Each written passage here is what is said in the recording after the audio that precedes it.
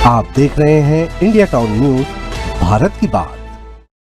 नमस्कार, आप देख रहे हैं इंडिया टाउन न्यूज और मैं हूं आपके साथ मर्सी। इस बात में कोई दो राय नहीं है कि मेहनत का फल मीठा होता है।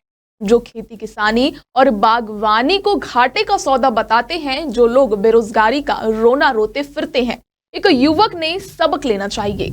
इस युवक ने इस सच्चाई को पुख्ता अंदाज में साबित किया है कि मेहनत करने वाला कोई भी शख्स कभी ना तो बेरोजगार रह सकता है और ना ही भूखा। मेहनत करने वाले तो और भी कई लोगों को रोजगार देने की कुव्वत रखते हैं। आज जब चारों तरफ से बेरोजगारी की बात उठ रही है, इसे लेकर देश में सियासी वार पलटवार का दौर चल रहा है, तब हम कैसी बेरोजगारी, भूखमर्री, खेती किसानी की बातें क्यों कर रहे हैं? यही सोच रहे हैं ना आप? हम ऐसी बात इसलिए कर रहे हैं क्योंकि आज हम आपको एक ऐसे मेहनतकश युवक की कामयाबी की दास्तां सुनाने जा रहे हैं, जिसने अच्छी खासी नौकरी छोड़कर खेती बागवानी शुरू कर दी है। वह खुद अच्छी खासी कमाई तो कर ही रहा है, औरों को भी रोजगार दे रहा है।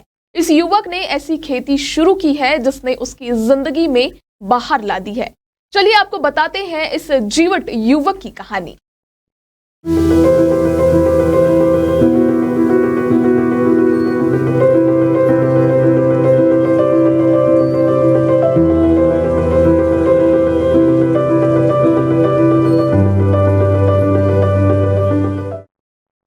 यह कहानी है मध्य प्रदेश के रीवा जिले की रीठी गांव के युवक गिरीश पटेल की। गिरीश ने अपने काम से अलग मुकाम हासिल कर लिया है।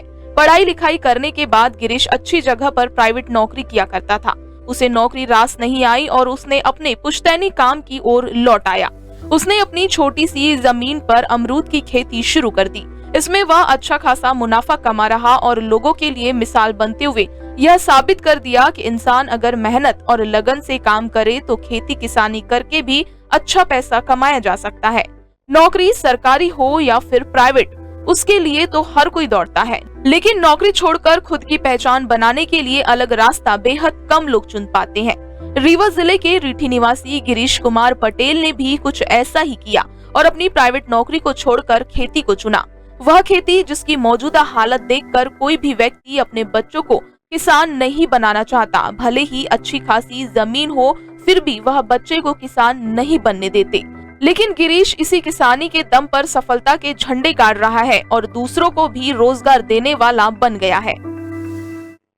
एमसीए किया था, 2013 में पास आउट हुए थे।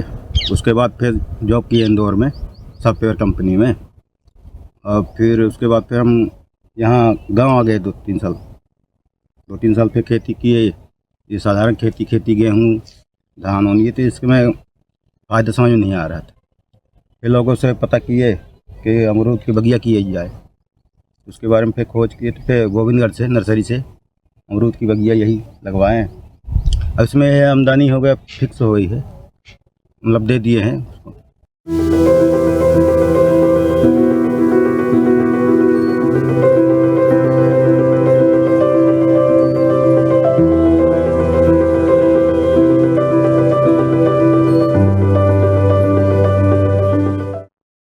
गिरीश ने कृषि से जुड़ी धारणाओं को तोड़कर आत्मनिर्भरता की एक नई कहानी गढ़ी है और यह साबित किया कि खेती किसानी करके भी इंसान आत्मनिर्भर बन सकता है और अच्छा खासा मुनाफा कमा सकता है। गिरीश ने बताया कि उन्होंने भोपाल से एमसीए किया है और एक प्राइवेट कॉलेज से। उसके बाद 1 साल तक प्राइवेट नौकरी की, लेकिन उसे यह नौकरी जमी नहीं। उसके बाद गिरीश ने ठान लिया कि गाँव में ही रहकर कुछ ऐसा किया जाए कि अपने माता पिता का ध्यान रख सके और काम भी करते रहे। गिरीश पटेल ने परंपरागत कृषि से अलग हटकर अमरूद की खेती करने का फैसला किया। इस संबंध में कई जगह से जानकारियां जुटाने के बाद गिरीश ने 5 एकड़ जमीन में अमरूद का बगीचा लगाया और उसकी खेती शुरू की। आज वह अच्छा खासा मुनाफा कमा रहे हैं। उसके बगीचे में फले इलाहाबादी सफेद अमरूद की काफी मांग है। उसकी सप्लाई रीवा के आसपास के साथ ही उत्तर प्रदेश में भी कई जगहों पर की जाती है। अमरूद की खेती कर अब गिरीश काफी खुश और इसको और ज्यादा बढ़ाने के प्रयास में लगा हुआ है, जिससे वो इससे और ज्यादा मुनाफा कमा सके। लगभग मतलब 1 साल में 1 साल के 80,000 तक मिल जाता है। और फिर नया प्लांट ये लगवाए हैं, 1 एकड़ में फिर लगवाए हैं, तो उसकी भी उसी में हो जाएगा। कहाँ कहाँ आपकी बिही जाती है, कितना व्यापार आप करते हैं? बिही मेरी हो गई यूपी में, फैजाबाद, दिल्ली भी जाती है और रीवा में भी बिकी जाती है, कुछ लोकल में भी बिकी जाती है। अच्छी खासी आमदनी आपको बिही से हो जाती है? हाँ, मतलब उस साधारण खेती से तो अच्छा है ये खेती है। गिरीश पटेल ने साबित कर दिया है कि मंजिल तो मेहनत करने वालों के कदमों को चूमती है। गिरीश बेरोजगारी का रोना रोने वाले युवकों के लिए एक रोल मॉडल है, बशर्ते कि युवा उनसे कुछ सबक ले। अब देखना होगा कि गिरीश से कितने युवा प्रेरणा लेकर कामयाबी का रास्ता अपनाते हैं।